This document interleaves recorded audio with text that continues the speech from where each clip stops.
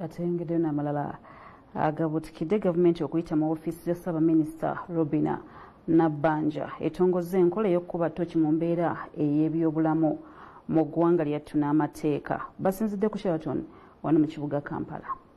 Uganda y'emu ku nsi 96 ezaateeka omukono ku ndagaano okukkiriza okuzikuba mu ttooki ebitongole by'ensi yonna ku ngeri gye zitambuzaamu ebyobulamu okuli n'amateeka ag'enjawulo kiyite Joint External Evaluation. Era kaweefube ono atongozedde olwaliro ku Sheraton Hotel wano mu Kampala.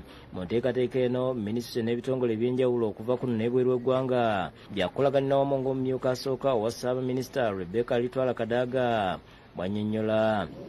Kaakati okugeza tulina bajja kukebera boda zaffe zitambula zitya, abantu abayingira tubayisa tutya, bwe tuba n'obulwadde tukola ki? Agambye nti guno mulundi gwakubiri ng'enteekateeka eno egenda mu maaso ng'ebeera wulira oluvannyuma lwa myaka 5 era nti etuyambye nnyo mu kuzuula ebitatambula bulungi mu byobulamu n'okubinogera eddagala.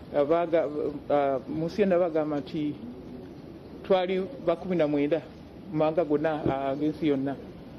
Mu Africa tukoze bulungi nnyo. Kati mu mwaka gw'2007 kino kyaliwo ekyokebera engeri gye tukolamu amateeka agakwata ku byobulamu. Kati buli mwaka 5 tulina okuddamu okukkiriza ne bajja ne batukebera. Baminisita okuli ow'ebyobulamu akiikiriddwa Dr. Daniel Kyabayinze akulira ebyobulamu ebyolukale mu minisitule y'ebyobulamu, Betty Amongi ow'ekikula ky'abantu ne retired Major General Jim Muhwezi ow'obutebenkevu boogedde ku ngeri gye bagenda okutambuzaamu kaweefube ono.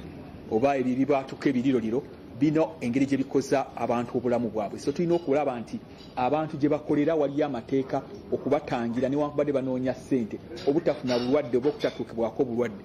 Want to emphasize our commitment to make sure that we strengthen our capabilities as a country in order to meet those capabilities as required. Agambye nti bingi ebirina okwetegerezebwa omuli amateeka agalambika abakozi ku mirimu, ebimu ku bikozesebwa mu makolero ag'enjawulo ebyobulabe eri obulamu bw'abantu n'ebirala. Dr. Kyabayinza ayogedde ku bituukiddwako omuli okuzimba amalwaliro, okubaga amateeka g'ebyobulamu n'ebirala ebituyambye ennyo naddala mu kiseera eggwanga we lyalumbibwa COVID-19 ne Ebola. Twasobola okufuna obulwadde bwabalukawo nga Uganda twakola bulungi mu kutangira obulwadde bwa COVID-19. Twakola na bulungi obulwadde bwa Ebola bwe bwabalukawo mu kitundu ky'Emubende ne busaasaanira wadde disitulikiti zaali 7 ezaafuna abalwadde. Mu nnaku 69 obulwadde twali tumaze okubukwata ku nfeete ate tebwasobola na kuva mu ggwanga lino kugenda mu ggwanga ddala. One of the first countries to conduct a joint external evaluation. Why is it important? Because it brings external views, and the transparency of Uganda is one of the biggest points to make this evaluation valuable for only not Uganda but for the global. Ismail Nsubuga yakusakidde gule ino.